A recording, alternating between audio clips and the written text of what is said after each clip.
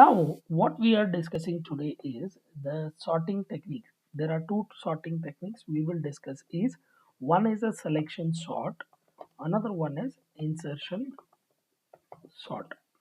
Okay, these are the two things that we will be discussing it today.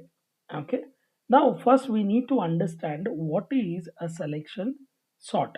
Okay, how we do it, right? We need to understand.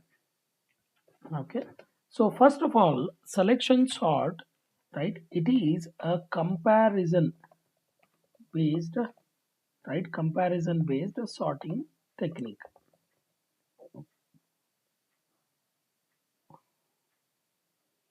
Okay, it's a comparison based sorting technique. Okay, so here what exactly happens here is you will select a particular element, compare it with remaining elements, and then sort it accordingly. Okay, so basically this is the basic or it's a small idea that we use it in this sorting element. Okay, it depends upon whether you are doing ascending or you're doing descending, right? So here what it is, right, it selects a smallest element if you are doing ascending or largest element if you are doing descending. Okay, it uses smallest element, right? Okay, right, repeatedly. Okay. Oh, okay, it selects the smallest element from unsorted array, right? Unsorted array, and swaps it with first element of the unsorted array. Okay, so this is the technique it uses, right? If you are doing ascending, you will select the smallest. If you are doing descending, then you will select the largest from the unsorted array. I will show you a pictorial representation of this as well. Okay, I'll show you the pictorial representation of this as well. Now, right, we need to understand what are the different advantages, disadvantages, time complexity, all those things, right? Let's understand the time complexity of this one. This also takes like O of n square because we require two loops, right? We require two loops, right? So that it is almost similar to the bubble sort itself. The time complexity is almost same to the bubble sort. Okay, now let's look at advantages, right? What are the advantages of selection sort? Very easy to understand and implement, right? Okay, and this also mostly used in edu sector for students, right? It is used in the education sector to understand the right basic sorting technique logics, right? To teach the students about the basic logic, right, of sortings. So only that is the place where we use it. It doesn't have any what do you call it? It doesn't have any real time applications, right? And it constantly use, right, o of one space, right? So this is the only like extra space it will use. That is why it is better for sorting, and it is used for sorting, right? Okay, it is used for handling, right, smaller set of data.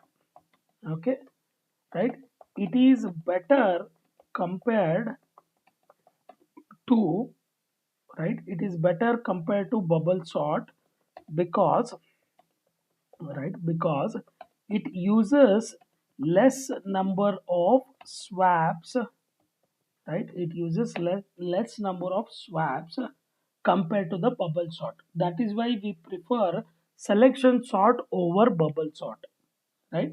It uses less number of swaps, right?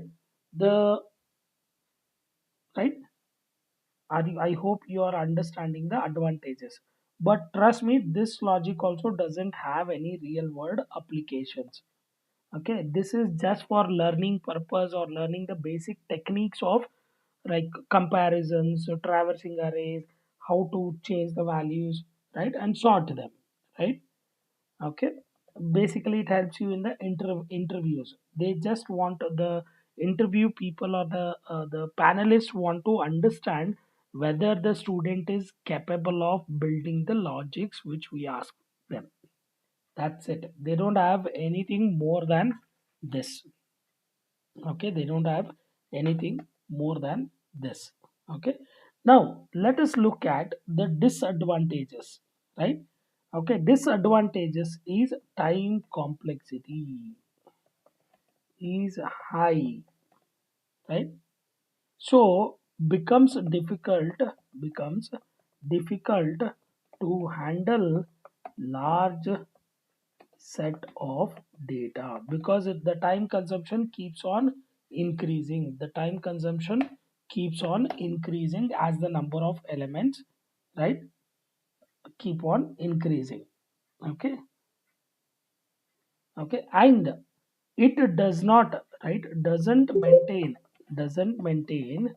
the relative order of elements.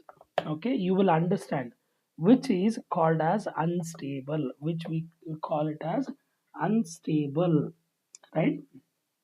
Okay, which we call it as unstable. This algorithm is unstable, right? That is what we call it. Okay, I'll give you an example after building the logic for this and writing a program for this. Okay, now let us concentrate on the logic what we're gonna do in this one. Okay, okay, see here. Okay, let's go with the first method, selection sort. Okay, in this one, okay, let's build an array here. Let's build an array of some elements, right? You can choose some elements here, some random elements. Okay, let's say 12, 7, 8, 17, 13, 4. Okay, these are the elements present in the array. Okay, so now the algorithm, let us discuss about algorithm. Okay, basically the array is divided into two parts, right? The array is divided into two parts, divided into two parts, right? So first one is sorted section, another one is unsorted section. Now if you look at it closely, right, initially the entire array is considered as unsorted, right? Entire array is considered as unsorted, and this side we will consider it as sorted. So zero elements are present in a sorted section in the beginning. Okay, now what we will do with this idea, is, right, step 1. Okay, find the smallest element, find the smallest element in unsorted array. Okay, so which is the first smallest element? Let's keep a track of this. Now whenever you are doing a swap operation, don't you think the element should get swapped inside the array memory? So for that, instead of keeping a track of smallest element, I will keep a track of index of smallest element. Now the currently what is the smallest element? Smallest element is 4. Okay, smallest element is 4. Now I will make a note of the index of smallest element. We will make a note of index of smallest element. So currently the smallest element is 4. Now this is the first step. You need to find out the smallest element. Once you get that, swap it swap it with first element of unsorted array. Unsorted array. Okay. So which is the first element? It is 12. Now you need to swap these two elements. You need to swap these two elements. So after swapping, this will become 4 and this will become 12. Right? You need to swap them. Right? After that, what is the next step? Next step is move the boundary. Right? Move the boundary.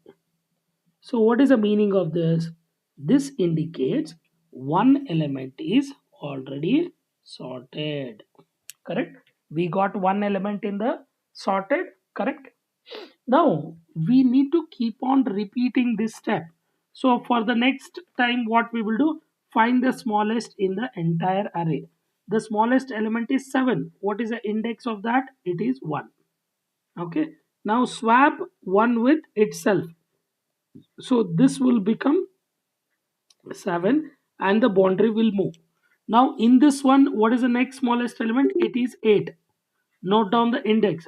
Swap it with itself, right? And move the boundary, right? Now you need to find the smallest element in the unsorted array. What is the smallest element here? It is 12. Now note down the index. Note down the index. Okay. Note down the index. Now swap it with the first element of unsorted array. After swapping, it becomes what? This one becomes 12. This one becomes 17. And then move the boundary. Sorry. Move the boundary. Now I have to repeat it one more time, right? So the currently the smallest element is 13 and its index is 4. Swap it with itself, then finish. Now there is only one element left out. Now is it required to repeat the entire process now? It is not required because only one element is there. That element will be already sorted. So what you can do here is you need to remember the loop, right, runs from 0 to n minus 1. It runs from 0 to n minus 1 time. Okay. Now are you able to understand the logic? Let us start writing a program for it. Okay. Now let's start with the program. We will build it using functions hash include stdio.h. Right? Now we will write a function to print array elements. Okay. So void print array, pass the array as a parameter and number of elements. Now inside this, traverse the array, right? Traverse the array, right? Traverse the array and print the elements.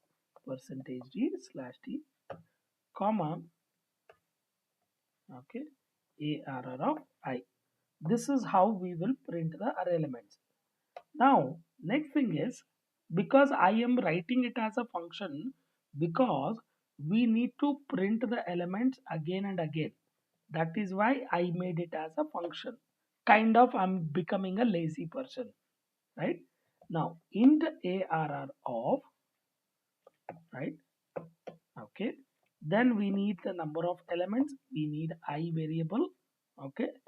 Now so next thing is what? First input we have to read is the size of array. We need to read the size of array. Percentage d ampersand n. So now once we get the size of array, the next thing we have to do is read the array elements. Right? Enter elements.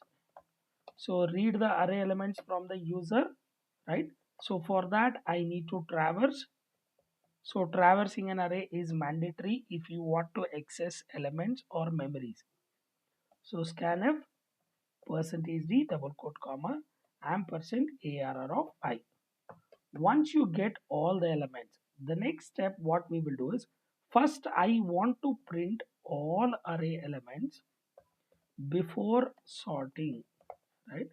Before sorting, I want to print all elements. So for printing, I have already written a function, print array. Now give the array and number of elements. This function will take care of printing the elements. Okay, this function will take care of printing the elements. Next is sorting. So let's write a function called as selection sort. Okay, let's write a function called as selection sort. So to do the sorting, we need to pass two parameters. The first parameter is an array, second parameter is number of elements. So this function will take care of sorting the entire array using selection sort technique. Then once you finish sorting, you need to print the elements after sorting it. Okay, now print the elements again, print the array elements again. Okay, so this finishes the task which we need to perform in the right function, main function. Okay, now what all functions we have to write? We have to write a selection sort function. So let's start writing that selection sort. Okay, let's concentrate on this. Void selection sort, because the function will not return anything, right? Because the array elements are getting sorted in the right original memory because of call by address technique. Okay, now we need, right, we need two variables, right? We need two variables here, I and j, for traversing. We will discuss in detail. And one variable to keep track of index of smallest element. Okay, index of smallest element. Now, okay, what we will do here is first write a loop, right? So the entire, all these steps which we have written, right, these things needs to be repeated from where to where. We need to repeat for elements from 0 to n minus 1. So I need to repeat this job from 0 to n minus 1. So write that loop. Now this I variable will indicate the boundary of the sorted and unsorted array. Now how to find the smallest element? Now let's say what I will do is assume it is here. Okay, now what I will do is I will assume, right, the first element of unsorted array has a smallest already. I will assume first element of unsorted array as the smallest element. So I have noted down the index of that element. Okay. Now I will compare it with the remaining elements to find out the smallest element. Getting it? So what we will do here is, right, what we will do is minimum index is equal to I. Okay, assume first element of unsorted as smallest already. Okay, then compare it with remaining element. Remaining element index starts from I plus 1. Remaining index starts from I plus 1. Compare it with remaining elements. So this J loop generates index of remaining elements. Okay, now what we will do, we need to compare, right? Compare assumed smallest with remaining elements. Okay, now how do we compare?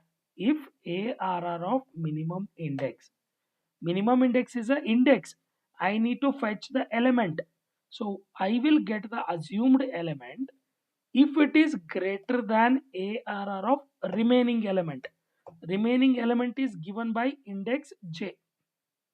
So if this condition is true, Then what I will do, right? I will assume the smallest element index as j, because this will be the smaller element if it is true. So I will assume j as the smallest element index. Once you come out of this j for loop is meant to find the smallest element index. Once you come out of this j for loop, next what we have to do, right? Step number 2, we found the first step, we found the smallest element.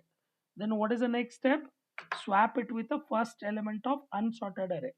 The first element of unsorted array is given by the index I.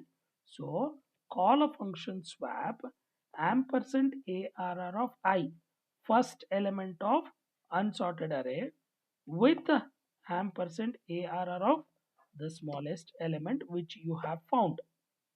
That's it. These steps will keep on repeating. So here what you are doing is you are traversing from 0 to n minus 1.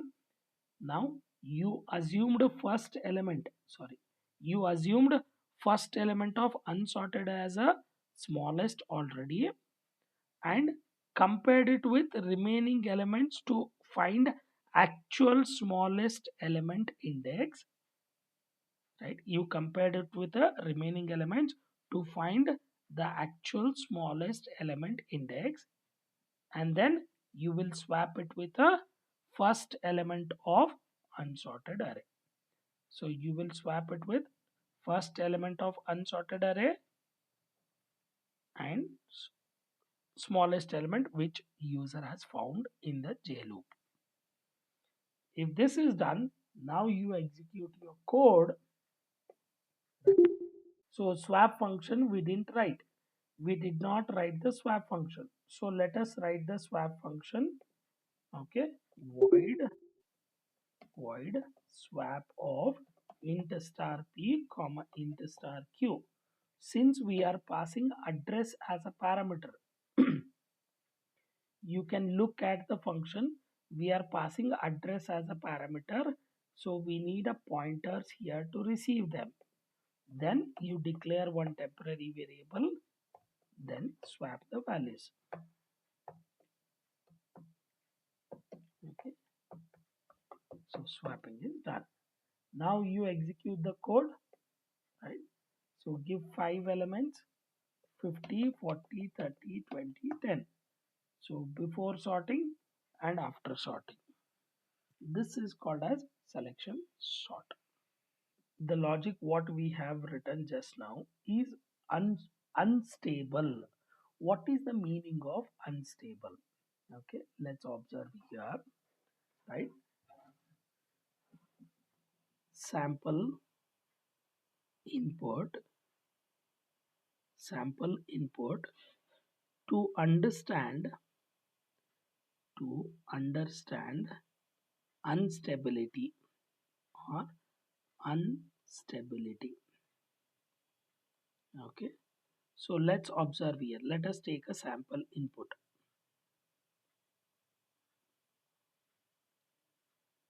Okay, 5, 4, 1, 4, 2. Okay, so these are the elements I have now, right? So we know that the output of this array will be 1, 2, 4, 4, 5. Correct? This will be the output. Okay, but can you observe something in this type of input array I have given? There are duplicate elements, right? Duplicate elements. Now if you have a duplicate element, let's give a marking for that. Which one is the first duplicate element, which is the first number, which is the second number, like that. Let's give a marking for them. Let us consider this number as 4a and we consider this as 4b. Okay, now if you look at this, the numbers 4 and 4, they are same. When I print the output, they should be organized like this: 4a, 4b. But with the current logic, what we have written, with the current logic, what we have written, okay, with the current logic, what we have written, the output will be like this: 4b and 4a. That means these elements 4 and 4 what we have, even they will get also swapped. Even they will also get swapped, because right now they are in the same relative order. 4a comes first, then 4b comes. They are already in the order. But in the current logic, what is happening is, right, even those elements gets swapped. Don't you think it's a waste of time? This is what we call it as unstable. For this situation only, we call it as unstable, right? Specifically for duplicate elements. Duplicate elements are there, they should not, there is no need of swapping them. There is no need of swapping them because they are same elements. Even though they are same, they will get swapped in the current logic what we have, right, written. So in the entire logic, the problem is swap operation. The problem in this logic is swap operation, right? So what we need to do is, instead of swap operation, right? Instead of swap operation, instead of swap operation, we need to shift the elements. Shift the elements, right? For example, let's say, let's say instead of swapping, we need to shift the elements, right? That would be more appropriate for this one. Okay, so let's see how we can do that. Okay, so here what we will do here is, right, here, one second. Now let us take the same array, right, with duplicate elements. Okay, so the elements are 5, 4, 1, 4, 2. Okay, let's label them as 4a and 4b. These are the indexes 0, 1, 2, 3, 4. Now we will repeat the same process. The step 1 is find smallest element. Find smallest element index. Okay, so the moment you get the smallest element index, what is that? Minimum index is equal to, right, 2. Sorry, index is 4. Smallest element is 2 and the index is 4. So note down that. Now what we will do is copy this element into temp. Copy this element into temp. After that, what we need to do is you shift all these elements, right? Shift these elements here. 4b, then, right, 1, then 4a, then 5. Once you finish shifting, then put the temp in this place. Put the temp in this place. After that, you move the boundary. After that, you move the boundary. So instead of swapping, we will go with the shifting. Now observe what will happen by tracing all of this. Right? Observe what will happen after tracing all of this. So the next step is, right, next time what we will do, find the smallest element in the entire array, which is 1. Which is 1. Okay, which is 1. The smallest element is 1 and the index is 3.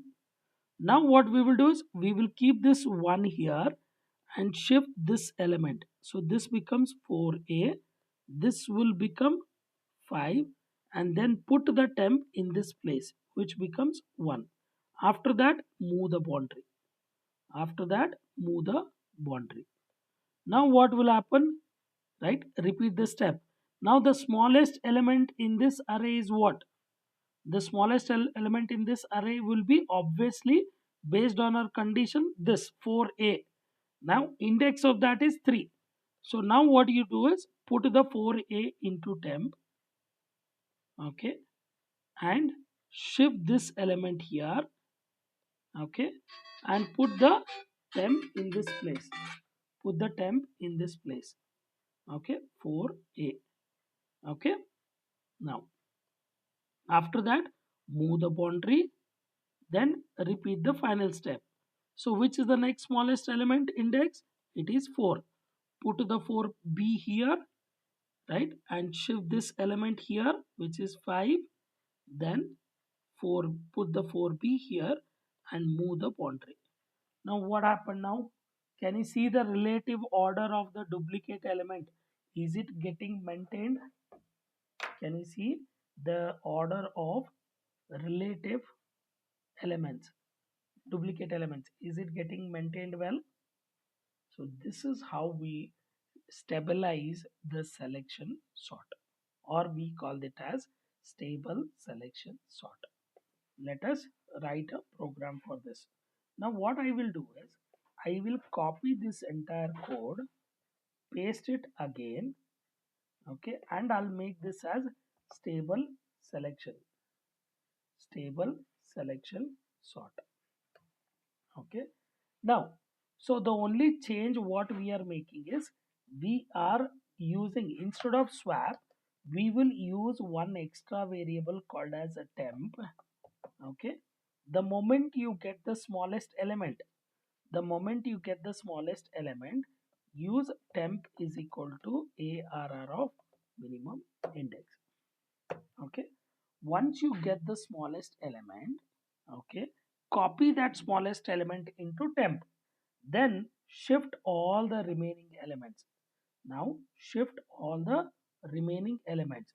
So minimum index is greater than I. I is the boundary. I is a boundary. Till boundary we need to keep on shifting the elements. So how do we shift it? ARR of minimum index is equal to ARR of minimum index minus 1. So here you are shifting from here to here. This is your minimum index. This is your minimum index minus 1. So that's how you will shift the elements. After that, decrement the minimum index, right?